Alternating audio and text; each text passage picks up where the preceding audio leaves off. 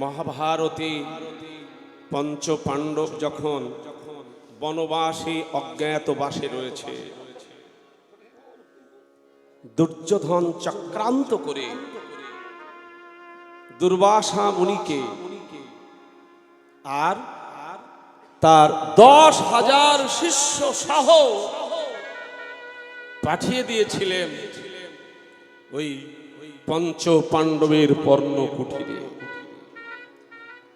বলে দিয়েছিলেন যে যত সময় দ্রৌপদীর খাওয়া হয়ে গেলে তারপরে সেই পর্ণ কুঠিরে যেতে হবে। দ্রৌপদীর খাওয়া হয়ে গেলে, ছোট্ট একটা দ্রৌপদীর আশীর্বাদী হাঁড়ি ছিল, সেই হাঁড়িতে দ্রৌপদী হাজার হাজার মানুষকে খাওয়াতে পারতেন, কিন্তু দ্রৌপদী না খাওয়া পর্যন্ত।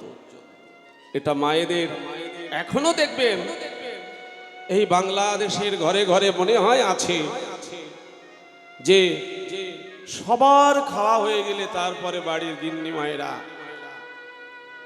সেবা করেন। তাই দ্রৌপদীর খাওয়া হয়ে গেলে তারপরে যাবে। এদিকে পঞ্চ পাণ্ডবের ঘরে আজ আমাদের দুর্বাসা তার 10,000 শিষ্য সহ নিয়ে দ্রৌপদীর যখন খাওয়া হয়ে গেল তখন উপস্থিত হলেন, আমরা ক্ষুধার্ত, আমাদেরকে খেতে দাও।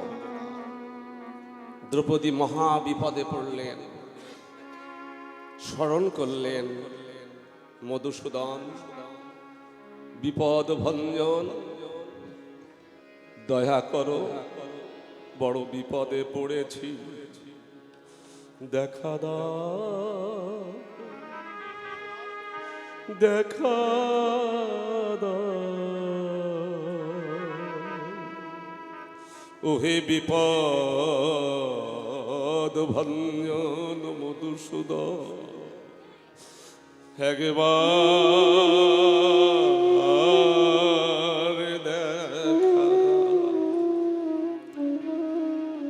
দেখা দাও, ওহে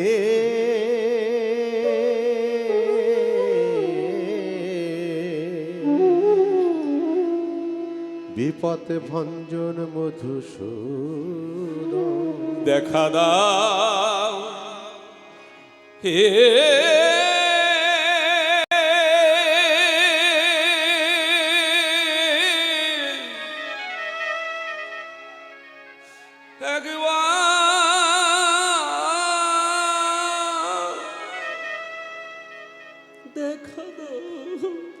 একবার দেখা দাও, হে বিপদ ভঞ্জন মধুসূদন,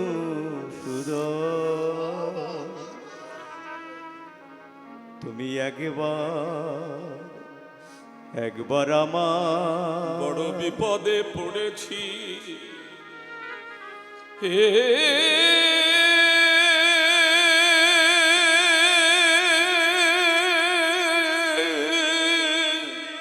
এই বিপদ ভঞ্জন মধুসূদন, কোথা তুমি, একবার অভাগিনীকে রক্ষা করো, একবার অভাগিনীকে তুমি রক্ষা করো। এক্ষুনি আমার পঞ্চস্বামী পঞ্চ পাণ্ডব এরা ব্রহ্মশাপগ্রস্ত হবে, তাই একবার দেখা দাও। নয়নের জলে ভেসে ভেসে বলছি, একবার দেখা দাও হে মধুসূদন, একবার দেখা দাও হে মধুসূদন, একবার দেখা দাও হে মধুসূদন। বড় বিপদে পড়েছি আমি, একবার দেখা। মধুসূদন বড় বিপদে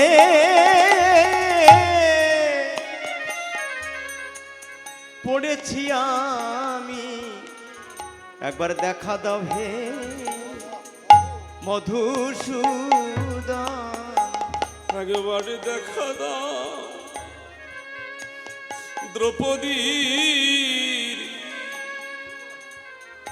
দ্রৌপদীর লজ্জা রক্ষাকারী। বড় বিপদে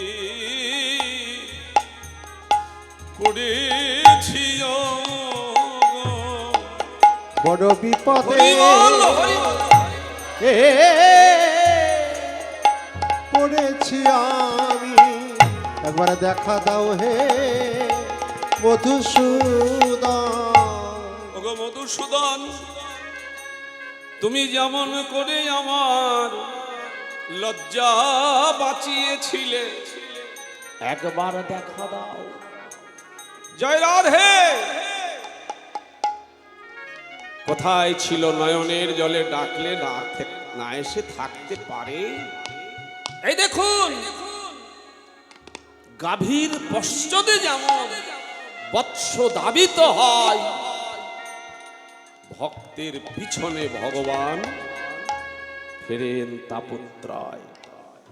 গাভীর পিছনে যেমন বাছুরি ছুটে ছুটে বেড়ায়, তেমনি ভক্তের পিছনে ভগবান ছোটে। জানেন, ভক্ত কখনো ভগবানের কাছে যেতে পারেন না, ভগবান আসেন ভক্তের কাছে, কোনোদিন যেতে পারবে না। গাভী যেমন বাছুরির কাছে ছুটে আসে, যদি একবার হম্বা রবে ডাকে, তেমনি ভক্তের কাছে ভগবান আসে। কখন আসে গো বাবা, কখন আসে? সব সময় আসে না সবার কাছে। যারা ডাকার মতো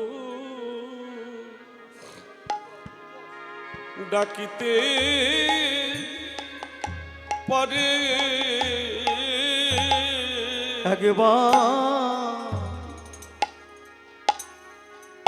একবার ডাকার মতো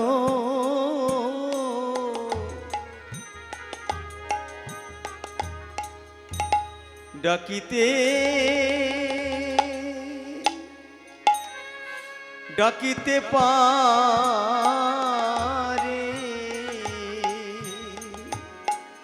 যারা ডাকার মতো ডাকিতে পারে, আমার গোবিন্দ কিয়া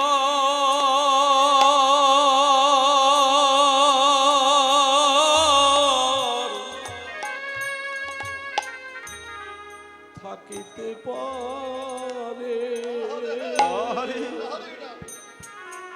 যারা ডাকার মতো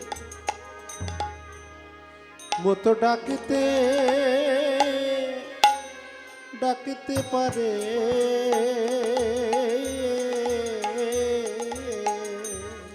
আমার গোবিন্দ কিয়া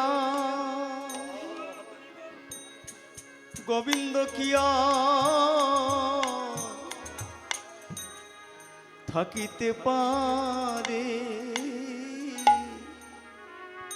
যদি ডাকার মতো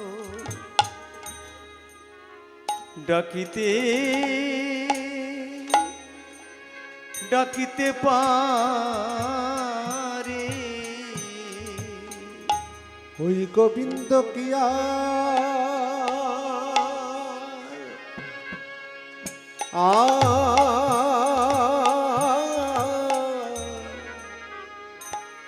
থাকতে পারে, বাবারে যদি ডাকার মতো মতো ডাকিতে পারে, দুটি নয়ন জলে হরি বল হরি বল হরি বল।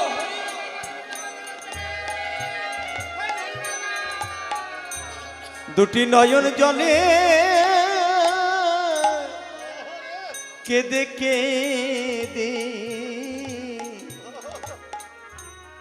যদি ডাকার মতো কেউ ডাকিতে পারে, আমার গোবিন্দ কিয়া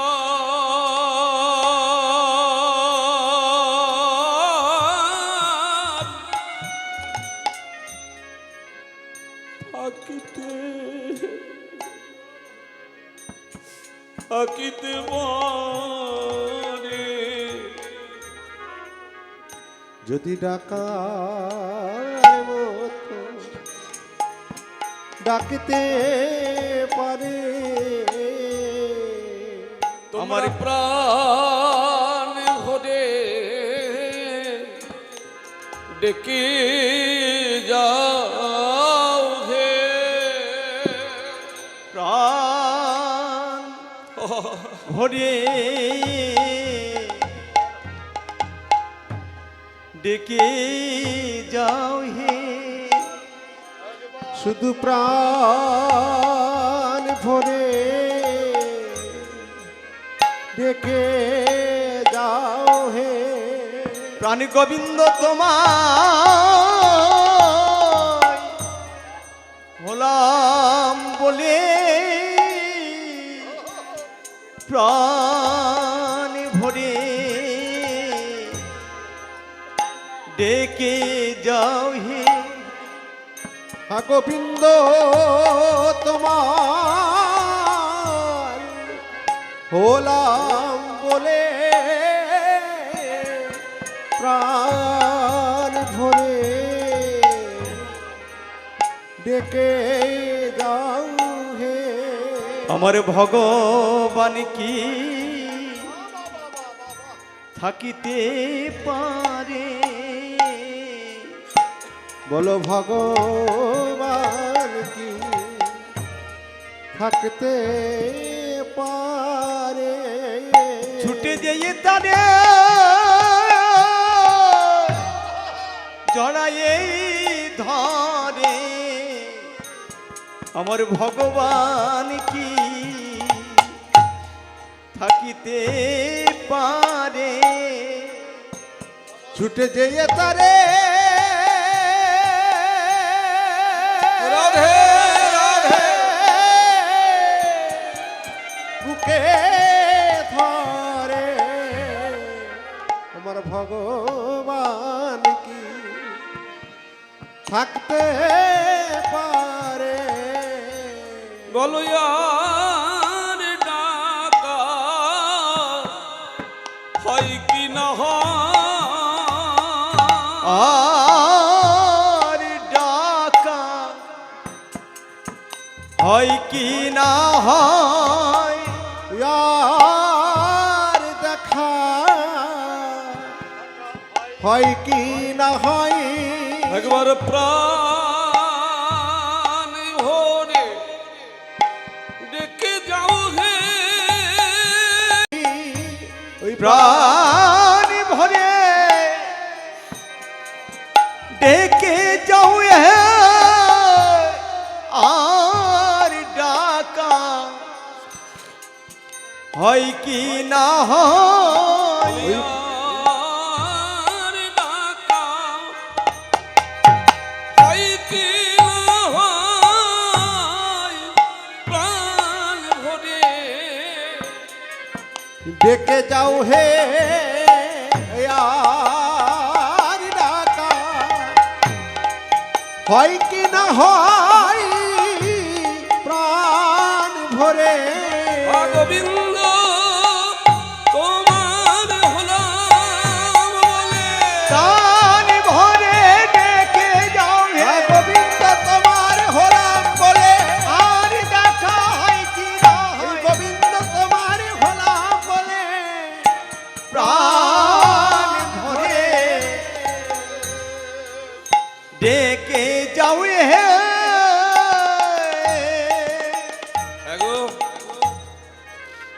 দ্রৌপদী বিপদ ভঞ্জন মধুসূদন বলে ডাকলেন।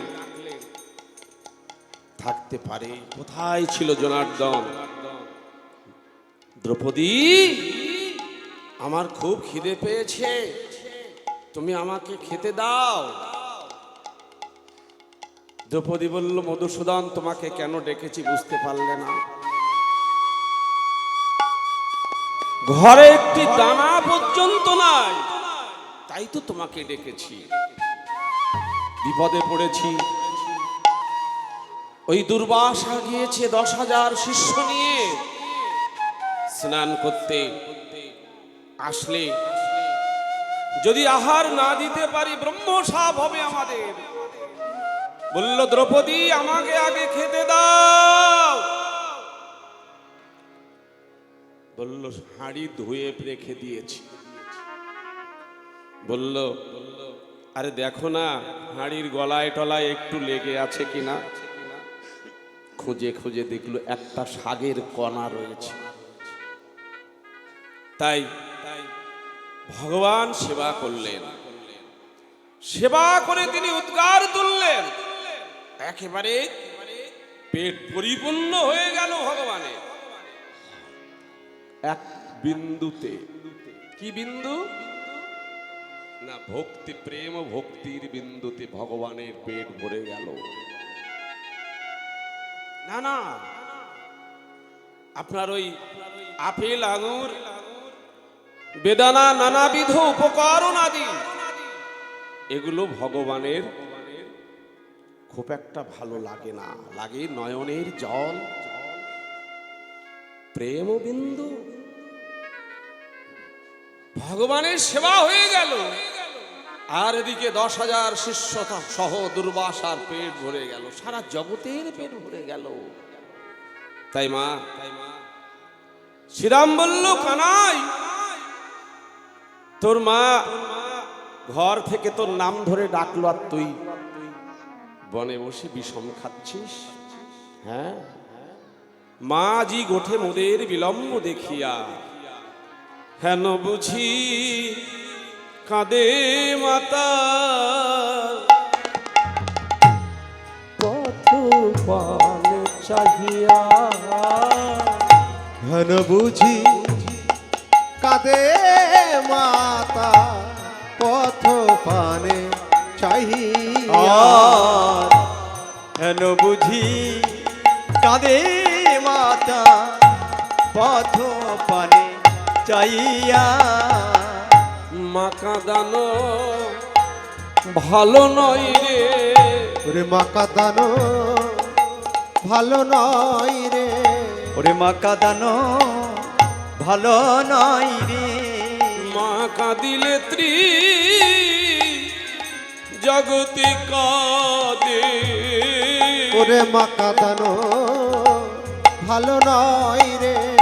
ওরে মা কাঁদিলে ত্রিজগৎ কাঁদে। মা কাঁদানো ভালো নয় রে। ওই মা কাঁদিলে জগৎ কাঁদে। মা কাঁদানো ভালো নয় রে। মা কাঁদিলে জগৎ কাঁদে। ওরে চল না সিধা যাই না। ওই মা কাঁদানো ভালো নয় রে। চলে না শ্রীরাম ঘরে যাই রে। মা কাঁদানো হরিবল হরিবল শ্রীরাম ঘরে যাই রে। মা কাঁদানো ভালো নয় রে। চল না শ্রীরাম ঘরে যাই রে। ওরে মা কাঁদানো ভালো নয় রে। শ্রীরাম, মা কাঁদানো ভালো নয়। জগতে সবাইকে কাঁদাও, কিন্তু কোন সন্তানের জন্যে কোন মায়ের চোখের যেন জল না পড়ে। হ্যাঁ, জানি না আপনাদের দেশে কি আছে, তবে আমাদের দেশে এখন না খুব ঘন ঘন বৃদ্ধাশ্রম তৈরি হচ্ছে। সারা জীবন সন্তান লালন পালন করে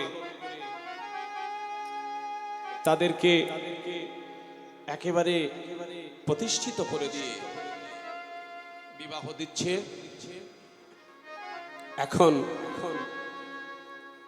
বৌমা আসছেন, এসে বলছেন যে তোমার এই বুড়ো মা বাবা যদি বাড়ি থাকে তাহলে আমি আর থাকবো না। হ্যাঁ, আমাকে তাহলে তুমি ডিভোর্স দিয়ে দাও, ছেড়ে দাও। তোমার এই বুড়ো মা বাবা যদি তোমাদের বাড়ি থাকে আমি থাকবো না। দুটো রাস্তা তোমার।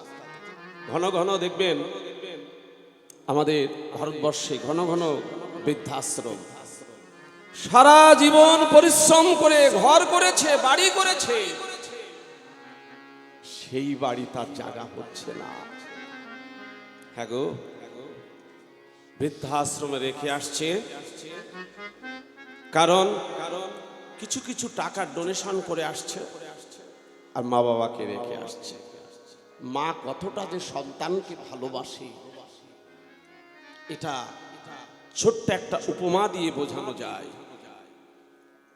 বৌমা এসেছে, বৌমা বলছে তোমার মাকে, অসুস্থ মা, ছেলে আর মাই থাকে আর কেউ নাই, অসুস্থ মা বিছানায় একেবারে অন্তিম শয্যায় পড়ে রয়েছে, কথা বলতে পারে না।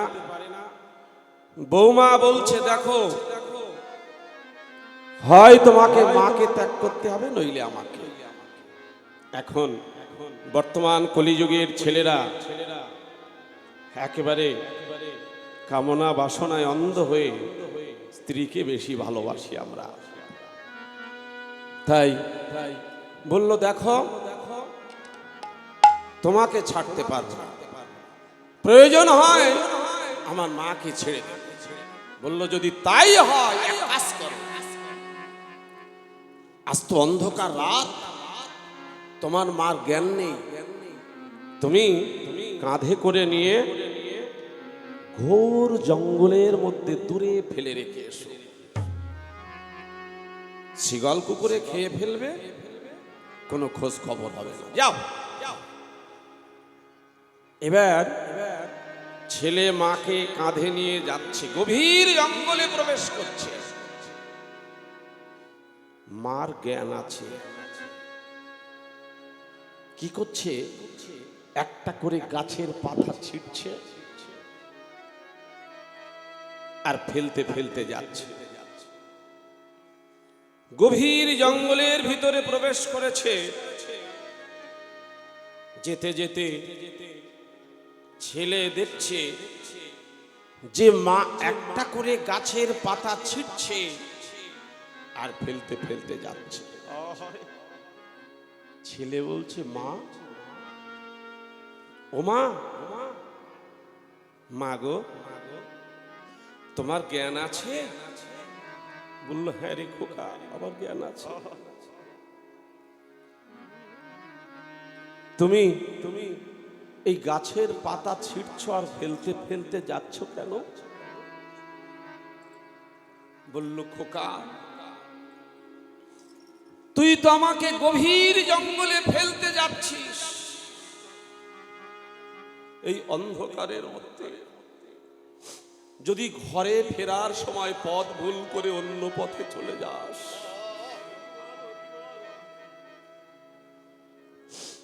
তাই আমি একটা এক করে পাতা ফেলতে ফেলতে যাচ্ছি। যদি পথ না চিনতে পারিস, এই পাতা দেখে দেখে ঘরের ভিতরে ঘরে ফিরে যাস।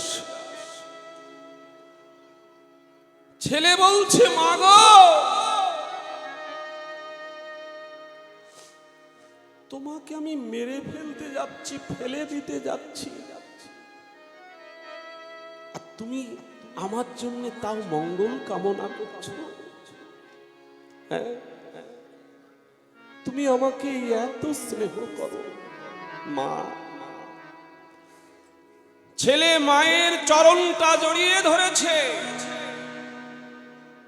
জড়িয়ে ধরে বলছে মা আমি তোমাকে ফেলতে পারবো না, আমি ভুল করেছি, তুমি আমাকে ক্ষমা করে দাও মা। তা জগতে এখনো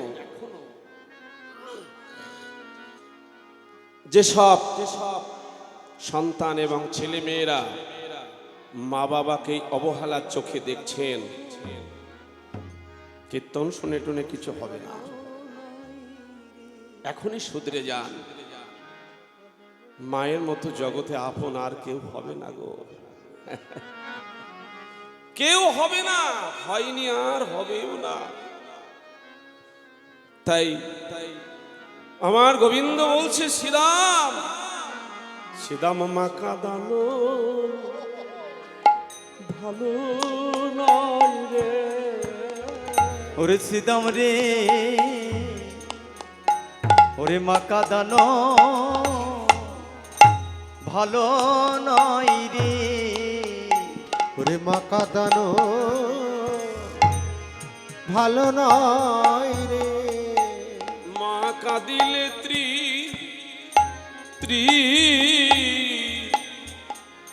জগৎ কাঁদে। সিদা মা কাঁদানো ভালো নয় রে। ওরে মা কাঁদিলে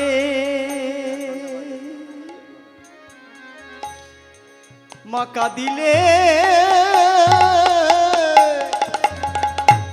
ত্রিজগৎ কাঁদে।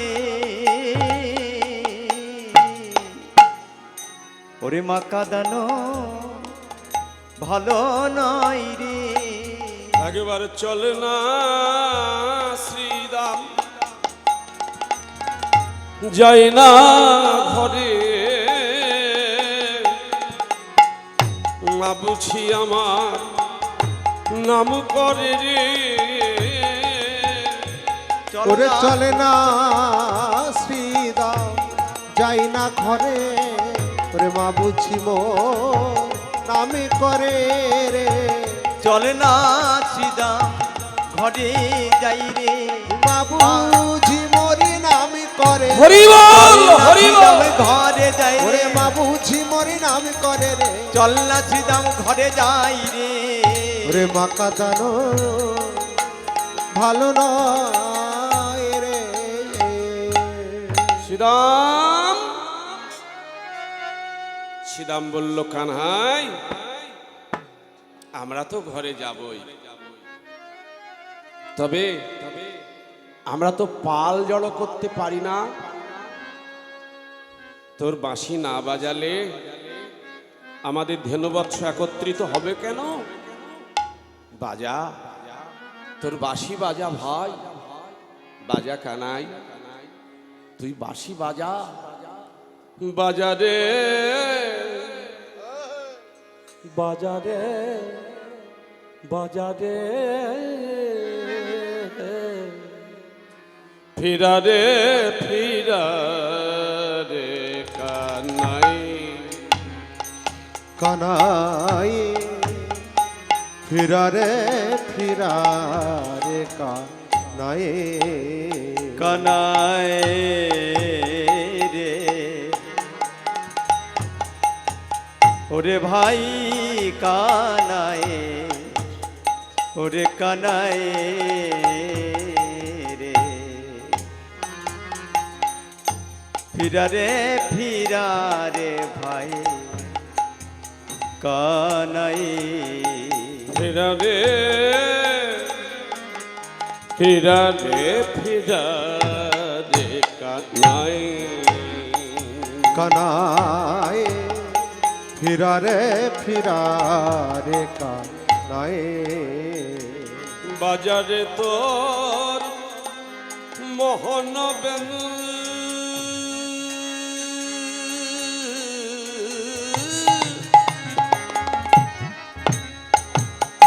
হীরারে তোর চোরা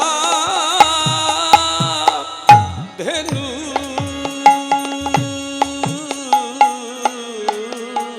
বাজারে তো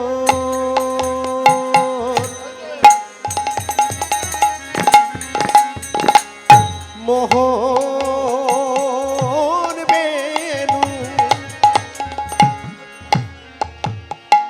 ফিরারে তো চোরা আর বাজারে তো মোহন বেনু ফিরারে তো চোরা ধেনু তোর বেলুর সুরে ধেনু ফিরে ভাই কানা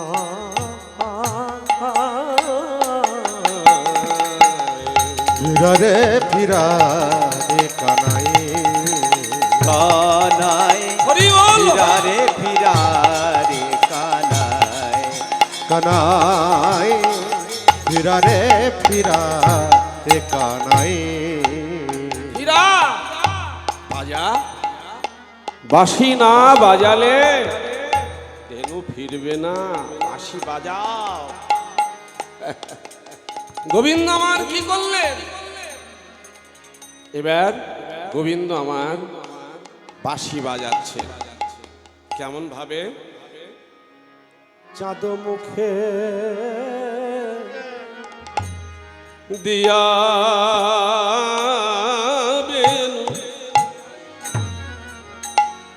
ওগো নাম লইয়া সবধেন ওরে চাঁদ মুখে দিয়া বেনু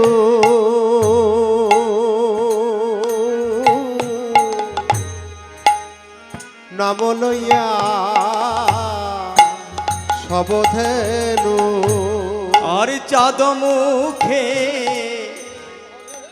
দিয়া বেনু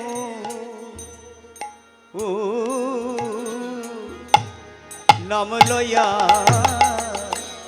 সব ধেনু ওরে ডাকিতে গিল উচ্চ সরে গো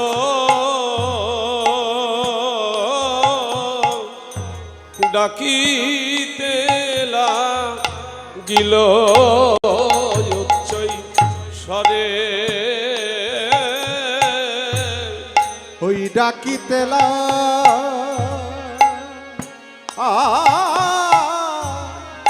গিল উচ্চয় সরে গো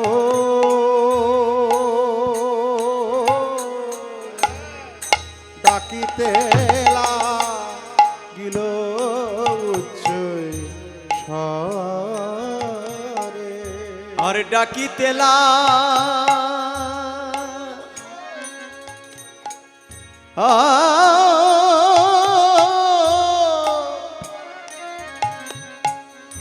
গিল উচ্চ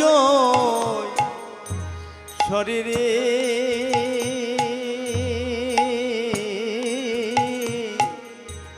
আর ডাকিতেলা গিল উচ্চয় সরে বলে আই ধবলি বলে আই ধবলিয়ায় আই ধবলি বলে আই ধবলিয়ায় আই ধবলি আই ধবলি আই ধবলি আই শ্যামলি আই ধবলি আই শ্যামলি আই ধবলি বলে আই শ্যামলি আই ধবলি আই শ্যামলি ওরে দূরবনে যাস না রে আই ধবলি হরি বল হরি আই ধবলি দূরবনে যাসে না রে আই ধবলি দূরবনে যাসে না রে আই ধবলি দূরবনে যাসে না রে আই ধবলি বলে আই শ্যামলি ওই ডাকিতেলা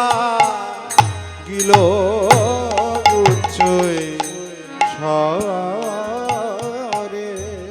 হ্যাঁ গো গোবিন্দ আমার নাম ধরে ধবলি শ্যামলি বলে ডাকছেন।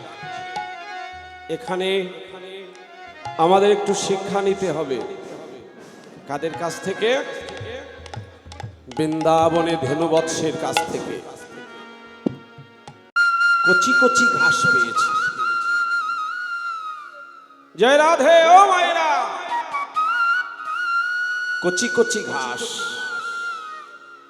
কচি কচি ঘাস মানে তো বোঝেন আপনারা। এই মায়ার সংসারে কত একেবারে কামনা বাসনা সদৃশ কচি কচি ঘাস খাচ্ছি, ভুলে গেছি গোবিন্দকে। হ্যাঁ, সংসারে বিরাট বাড়ি, আসবাবপত্র, বিরাট বড় বড় খাট, পালঙ্কের উপরে ঘুমাচ্ছি, আর মনে মনে ভাবছি এখান থেকে আর যাব না। হ্যাঁ, এখান থেকে আর ফিরবো না। তাই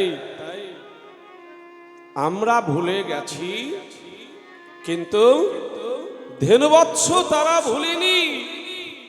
তারা যেই বাঁশি বেজেছে, ও মায়েরা, শুনিয়া কানু যাবেন ঊর্ধ্ব মুখে ধাই ধেনু। আর শুনিয়া কানুর বেনু ঊর্ধ্ব মুখে ধাই ধেনু। শুনিয়া নুরবেরু ঊর্ধ্বমুখে ধায় ধেনু। তারা পুচ্ছ ফেলি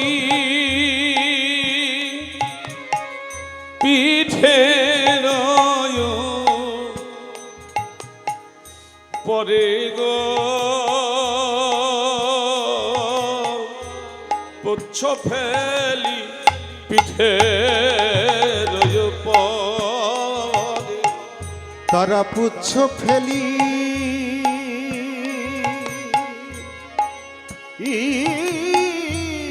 পিঠে রয় পরে গো,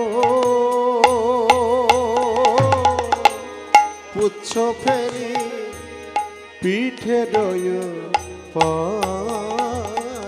চলিল চলিল তারা চলিল চলিল চলিল চলিল চলিল চলিল, তারা চলিল চলিল গোবিন্দের বাঁশি শুনে চলিল চলিল, গোবিন্দের বাঁশি শুনে চলিল চলিল, গোবিন্দের এই বাঁশি শুনে চলিল চলিল, গোবিন্দের বাঁশি শুনে বাজাও বাজাও আবার বাজাও, তারা চলিল বাজা বাজা হরি বল, তারা চলিল বাজা বাজা বাঁশি বাজা, তারা চলিল বাজা বাজা বাঁশি বাজা, তারা চলিল বাজা বাজা বাঁশি বাজা, তারা চলিল তারা চলিল চলিল পুচ্ছ ফেলি পিঠে রয় পরে।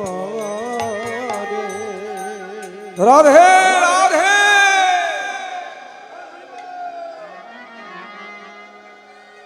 গোবিন্দের বাঁশি শুনে তারার কাল বিলম্ব করলেন না। যেই বাঁশি শুনলেন, মুখের ভিতরে যে তৃণগুলো ছিল, না সগল ঘাস খাচ্ছে তো, মুখের ভিতরে যে ঘাস, ধেনুবৎসগণ তারা সেই মুখের ঘাসগুলো আর খেলো না, মুখের ভিতরে নিয়ে গোবিন্দের সন্নিকটে ছুটছে, উচ্চ পুচ্ছ করে লেজ উঁচু করে ছুটছে, আর মুখের ভিতরে তৃণগুলো ধরে রেখেছে। মনে মনে বলছে, হে ভগবান, তুমি তো আমাদের হাত দাওনি যে তোমাকে ফুল তুলে তোমার চরণে অঞ্জলি দেব। তুমি তো আমাদের হাত দাওনি, দিয়েছো তৃণ ছেড়বার জন্য দিয়েছো বদন।